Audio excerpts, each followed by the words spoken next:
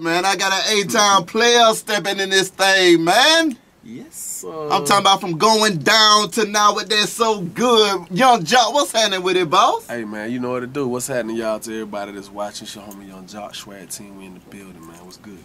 I mean, this tape, though, man. Yeah. I mean, you done took over live mixtapes with it. Man, you know what's crazy, man? Yeah. I just got on the phone with my dad, man. You know what I'm saying? He called me, he said, I'm going to tell you something, son. He said, look. He said, you know, sometimes we have situations that take place and we don't understand it. I said, that happened a lot. He said, yeah, but it's one of them times I want you to really look at it for what it is. He said, you had a situation where you had a certain person that felt they wanted to say something about you, and it really made you get up and get on your grind harder. True. And within a week's time, week and a half time, you put together this mixtape, you put it out, and now you look on live mixtapes, and you got the backdrop of live mixtapes, and people are really supporting your music. You know, and he said, you know, when you get a chance, you ought to go thank homie. And we had a good laugh about it, you know what I'm saying? Yeah. So, just me saying that, not saying too much, but with saying that, that shows you the type of upbringing that I got. Yeah. So that's why I handle certain things the way that I handle them, because of, you know, the ones before me, like that's my right. father, my grandfathers, you know what I mean?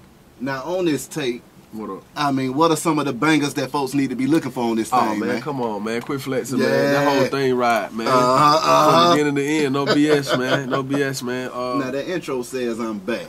Yeah. I mean, Jock, where you been, man? You know, I ain't really been nowhere, but when it comes to the music scene and in the eye of the people, you know, you could be there. You know, it's just like a room full of people.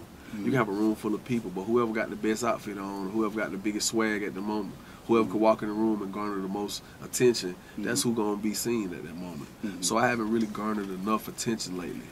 And now with this mixtape, me pushing the record that's so good, I'm starting to, you know, build that buzz back up. It feels good to be able to have people walk up and just hold your hand. The older woman, I'm not gonna say old woman, but an older woman walked up to me. She said, I just want to tell you something. I said, yes, man. She said, I love the way you handle yourself. She said, I heard her interview recently about some drama that you had with somebody. I was like, no, it wasn't no drama. Just a misunderstanding. She said, okay, well, even the way you handling it now lets me know that you're going to be all right. She said, man, just keep making good music. She said, some of your lyrics I don't agree with. She said, but they do make me want to dance. And I do feel good when I hear your music. So she said, you keep doing what you're doing. I was like, man, I appreciate it. And I walked away with a different feeling about it. I was like, you know what, man? I just got to go hard. Don't give up. Don't come. I just got to take the brake system loose on the car and just give it all gas, you know what I mean? Now, with that recent situation with the drama, yeah, I mean, what was it that made you decide to take the high road instead of getting down and dirty with it? I mean, let's be for real, man. You know, it is what it is, man. You know, the homie Gucci made a record, and it's actually a jamming record, man.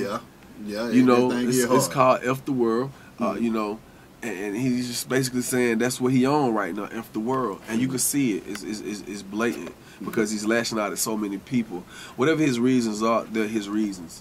Whatever he believes in, whatever his passion is that drive him to do that, hey, you can't do nothing but salute it, man. Because if that's in your heart, then go with your heart. But you know, in the record, he said that basically he wasn't trying to go broke like I did. And, you know, I don't know if it's because, you know, these cats don't see me in a strip club throwing 10,000 a night. I don't know if they don't see because I don't have the latest Ferrari. I don't know, or the, you know, the newest Bentley or Rolls Royce. I don't know. I just feel like, you know what, I'm not trying to be rapping forever.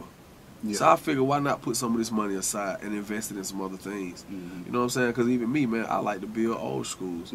I know I got 10 old schools right now. All of them are not complete, but they some real nice cars once I finish them. Because I've sold some, I buy some, I might stop and start focusing on something else. But at the end of the day, I don't want to spend no $500,000 on the car. You know what I'm saying? True. Right now with the economy and the real estate market, man, you can go, man, I paid $1.2 million for my house, right? I'm going to give you some game.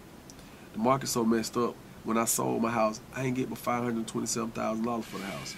So people getting cut in half. You know what I'm saying? In the water. So why these cats out here going and buying these big old cars? It look good. I ain't gonna lie. I feel because at one point in my life, that's what I thought that's what it was about. Not wholly, but as far as image goes. But even myself, man, I just realized, you know what, man, that's cool and all, but I can make my money do better things for me. You know what I'm saying? It's just one of them things. So I don't know. You know, he called me broke, and when I went and did an interview with one of the local stations.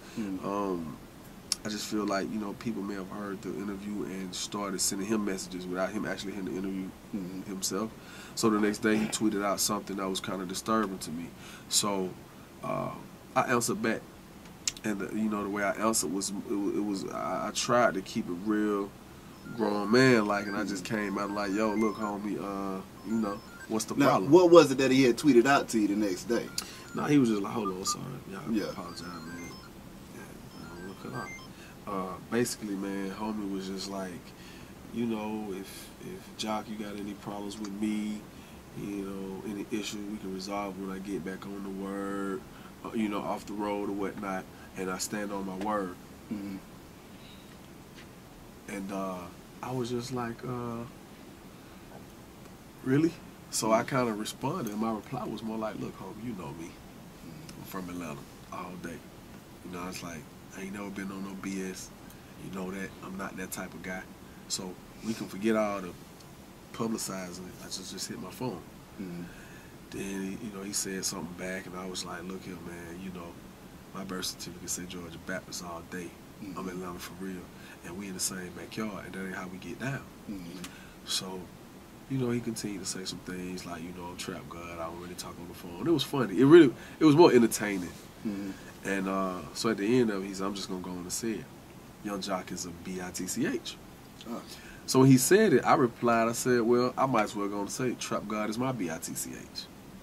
So when I did that, when I said, it was just one. I mean, you got down and dirty with that one, though, Jock. But it was just, but hey, I mean, but you know, you threw the first stone. So it was one of them things to like, look, man, if we're going to play that game, then I'm going to show you how we can play it. And I know that he didn't want to play that type of game as far as us being on no internet beefing like that, because ain't no real beef.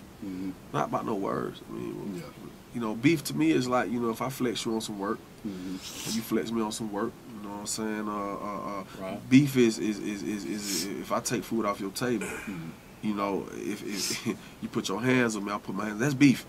But us beefing about some words, man, we're adults, man. I got kids.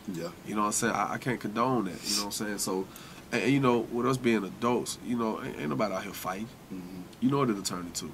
You know, we've seen it. You turn on the news.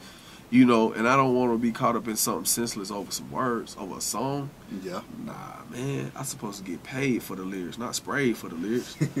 Ain't that supposed to be the way we play it? I mean, I can dig that. So, you know, me and him, and it's crazy because he and I, you know, I thought that we would talk sooner, and we still have it. But, you know, people from his camp, and, you know, we kind of sorted out the issues, and, you know, we resolved it, I guess, thus far. And I'm beyond that, man. At the end of the day, man, I mean, I think homie one of the best to do it as far as being able to come from nothing, absolutely nothing, and to have millions of followers. And I ain't talking about Twitter. I'm talking about millions of followers, fans, people who support you, people who have been interested in your whole thing enough to support your lifestyle, to change your lifestyle, to make it where you can buy the 2013 top of the line, whatever. You know, so I think he's one of the best to do it, and I salute that. And that's it. I mean, at the end of the day, it is what it was. And it's crazy because, you know, even when you try to talk like you got some sense, you know, people gonna ridicule that. Appreciate you coming through this thing, my dog. All day long. Wish you nothing but the best and much success. All day, man. Same to you, bro. B-Hot Radio, shout it, Hot 1079, Young Jock in the building. Let's go.